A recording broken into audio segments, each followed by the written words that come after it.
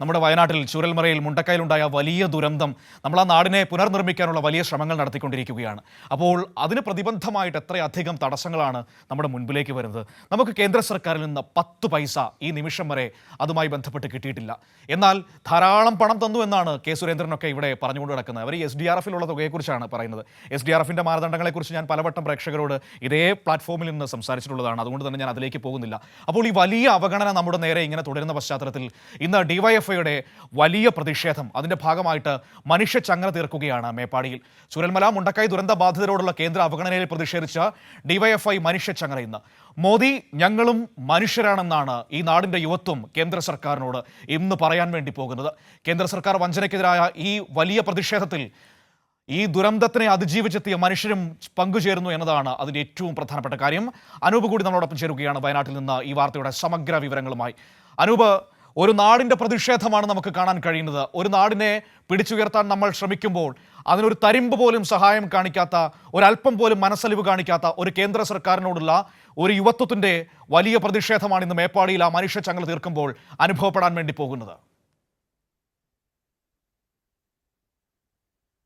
മനു, ഇന്ന് വൈകുന്നേരം 5 മണിക്കാണ് മേപ്പാടിയിൽ DYFIയുടെ മനുഷ്യ ചങ്ങല ഈ വിഷയത്തിൽ സംഘടിപ്പിച്ചിരിക്കുന്നത്. നമുക്കറിയാം, ഇത്തരത്തിൽ പ്രതിസന്ധികൾ അല്ലെങ്കിൽ പ്രതികൂല സാഹചര്യം വരുമ്പോഴെല്ലാം ശക്തമായ സമര രീതികൾ DYFIയുടെയും മറ്റു നേതൃത്വത്തിൽ, ഇടത് സംഘടനകളുടെ നേതൃത്വത്തിൽ നടക്കാറുണ്ട്. ആ വിധത്തിൽ ശക്തമായ പ്രക്ഷോഭ പരിപാടികൾ നടക്കുകയാണ്. പ്രത്യേകിച്ച് ഈ ചൂരൽമല മുണ്ടക്കൈ വിഷയത്തിൽ കേന്ദ്ര സർക്കാർ സഹായം വൈകുന്നതിൽ പ്രതിഷേധിച്ച് ഒട്ടേറെ സമരങ്ങളുടെ പശ്ചാത്തലം കൂടി വയനാട്ടിൽ ഏതായാലും ഉണ്ട്. ഹർത്താൽ ഉൾപ്പെടെ വയനാട്ടിൽ നടന്നു. ഇനി LDF നേതൃത്വത്തിൽ പ്രധാനമന്ത്രിയുടെ ഓഫീസിലേക്ക് മാർച്ച് ഉൾപ്പെടെ സംഘടിപ്പിക്കാനുള്ള തയ്യാറെടുപ്പുകളിലാണ്.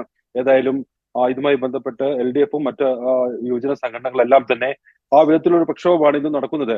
മേപ്പാടിയിൽ നിരവധിയായ ആളുകൾ പങ്കെടുത്തുകൊണ്ടുള്ള ഒരു മനുഷ്യ ചങ്ങലയാണ് ശക്തമായ പ്രതിഷേധമായി ആ വിധത്തിൽ രൂപപ്പെടുന്നത്, ആ വിധത്തിൽ സംഘടിപ്പിക്കുന്നത്. DYFI സംസ്ഥാന പ്രസിഡന്റ് VV വസീഫ്, സംസ്ഥാന സെക്രട്ടറി VK സനോജ് തുടങ്ങിയവരെല്ലാം ഈ സമരത്തിൽ പങ്കെടുക്കുന്നുണ്ട്. ഏറ്റവും പ്രധാനപ്പെട്ടത് സൂചിപ്പിച്ച കാര്യമാണ്, ഈ ദുരന്തത്തിന്റെ ഇരയായിട്ടുള്ളവർ, ഈ ദുരന്തത്തിൽ എല്ലാം നഷ്ടപ്പെട്ടവർ, ഭൂമിയും ജീവനും എല്ലാം നഷ്ടവരെല്ലാം നഷ്ടപ്പെട്ടവർ, അവരുൾപ്പെടെ ഈ മനുഷ്യ ചങ്ങലയിൽ കണ്ണികളായി ഈ പ്രതിഷേധത്തിൽ പങ്കെടുക്കും എന്നുള്ളതാണ്. അതോടൊപ്പം പ്രധാനമന്ത്രി നേരിട്ടെത്തി ആശ്വസിപ്പിച്ച അല്ലെങ്കിൽ സഹായങ്ങൾ നൽകുമെന്ന് പറഞ്ഞ, ചികിത്സാ സഹായം നൽകുമെന്ന് പറഞ്ഞ, ആ വിധത്തിൽ വ്യക്തിപരമായി കണ്ട് ആശ്വസിപ്പിച്ച, നമുക്കറിയാം നൈസ എന്ന കുഞ്ഞുങ്ങളും മറ്റും നമുക്കറിയാം, ആ തരം അവർ നേരിട്ട് പ്രധാനമന്ത്രി കണ്ട കുടുംബങ്ങൾ ഉൾപ്പെടെ ഈ സമര പരിപാടിയിൽ പങ്കെടുക്കും. അവരും ഈ ശക്തമായ ഒരു പ്രതിഷേധത്തിന്റെ ഭാഗമാകും എന്നുള്ളതാണ്. ഏതായാലും മോദി ഞങ്ങളും മനുഷ്യരാണ് എന്നാണ് വയനാട്ടിലെ യുവത ഉയർത്തുന്ന മുദ്രാവാക്യം.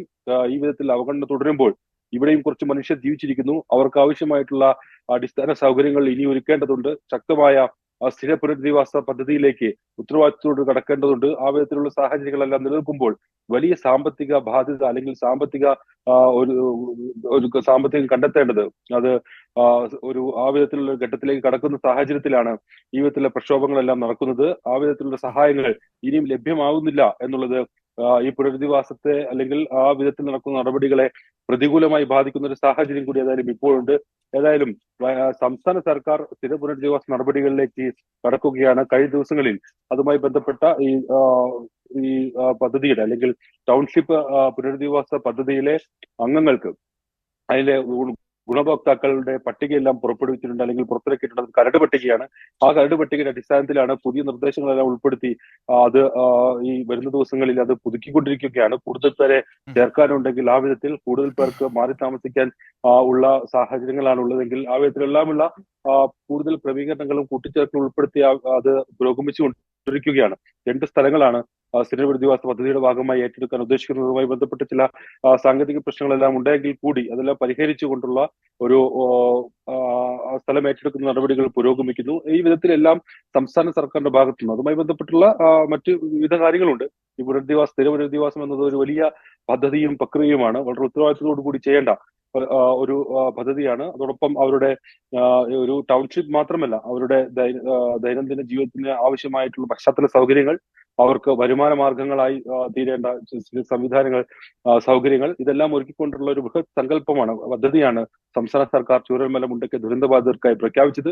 ആ വിധത്തിലുള്ള ക്രമീകരണങ്ങൾ അല്ലെങ്കിൽ ആ വിധത്തിലുള്ള സംവിധാനങ്ങൾ ഒരുക്കുന്നത് വലിയ ഉത്തരവാദിത്തത്തോട് ചെയ്യേണ്ട ഒരു പ്രക്രിയയാണ്. അതിന്റെ നടപടിക്രമങ്ങൾ ഏതായാലും പുരോഗമിച്ചു വരുന്നതിനിടെയാണ് ഈ കേന്ദ്ര സഹായം ഇത്രയും ദിവസം, ഏതാണ്ട് നമുക്കറിയാം ജൂലൈ 30 ശേഷം ഇത്ര ദിവസങ്ങൾ കടന്നുപോയിട്ടും ആ വിധത്തിലുള്ള നിഷേധാത്മക സമീപനമാണ് കേന്ദ്ര സർക്കാരിന്റെ ഭാഗത്തു നിന്നുണ്ടായത് എന്നുള്ളത് നമുക്ക് മലയാളികൾ എന്നല്ല, അത് പൊതുവിൽ ഒരു ഫെഡറൽ സംവിധാനങ്ങളെ ആകെ സ്തംഭിപ്പിക്കുന്ന അല്ലെങ്കിൽ അത്തരത്തിലുള്ള ഒരു സംവിധാനത്തെ ആകെ നിരാകരിക്കുന്ന ഒരു സമീപനമാണെന്ന് നമുക്ക് കാണാം.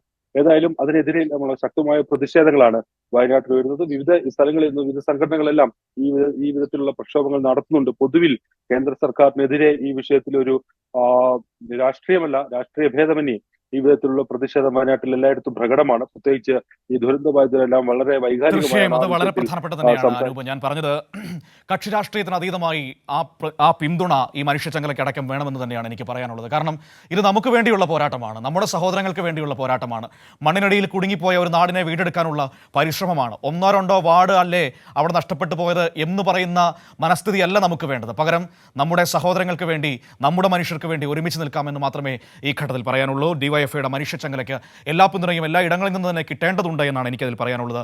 സംസ്ഥാന സെക്രട്ടറി വി കെ സനോജും ഒപ്പം തന്നെ സംസ്ഥാന പ്രസിഡന്റ് വസീഫും ഒക്കെ മനുഷ്യച്ചങ്ങലയിൽ പങ്കാളികളാകും. ഡിവൈഎഫ്ഐയുടെ പ്രവർത്തകർക്കൊപ്പം തന്നെ അതിനപ്പുറത്തേക്കുള്ള പിന്തുണ അതിന് കിട്ടുമെന്ന് തന്നെ നമുക്ക് പ്രതീക്ഷിക്കാം. വിവരങ്ങളാണ് അനൂപ് നമുക്ക് നൽകിയത്.